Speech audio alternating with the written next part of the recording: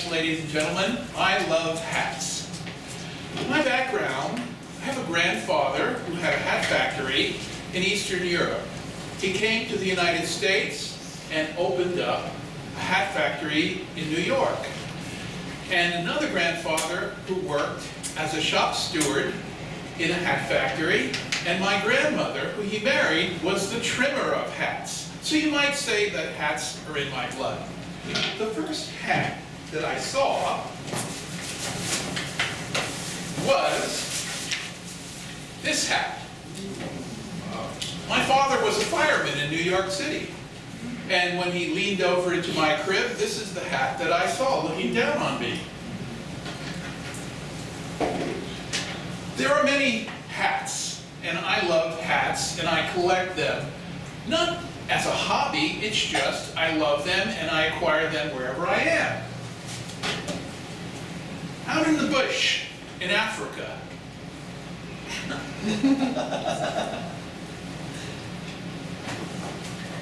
in India,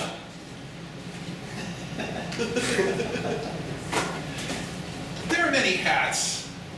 This happens to be a Panama hat, and I have maybe 6 of them in various colors and qualities. The best Panama hats are finely woven, and this is actually a rather inexpensive one, but it gets the job done.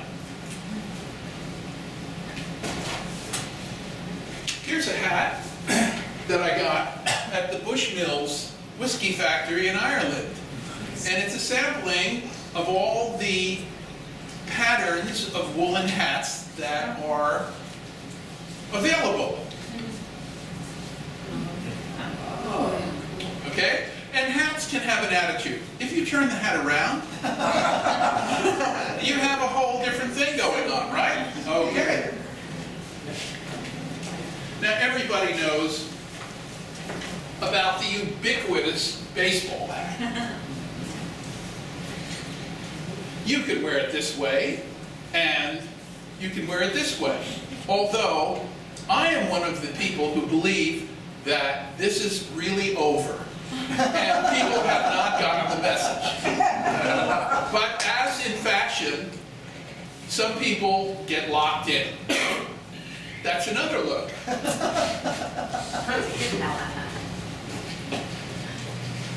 Of course, we can't forget the cowboy hat. Cowboy hats. I used to ride horses, and I had many cowboy hats. I found the most efficient one was one that tied around my neck. That way I didn't have to go back for it.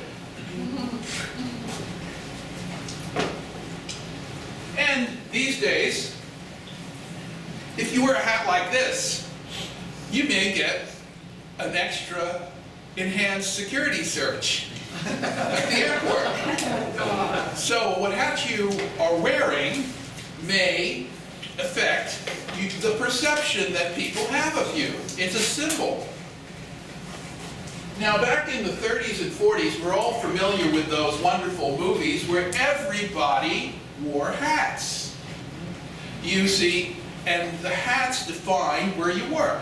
The milkman had a hat, a white hat with a black brim, and the gas station man, if you've seen Bob Hope's Texaco, you can trust the man who wears the star. They had a whole uniform, a little bow tie, and a hat. So, and then the working man had a little cap like similar to maybe that.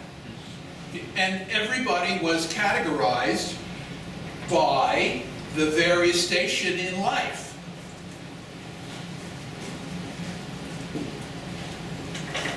Here's a hat I picked up in Paris. It's a kind of semi-beret. It's a little chapeau, as they say in France. You can turn it around for that enhanced beret look, if you like.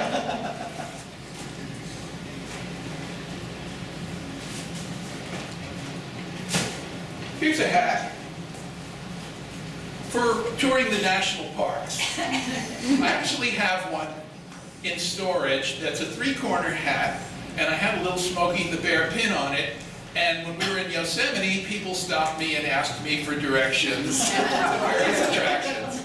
So once again, your hat can determine people's perception of you.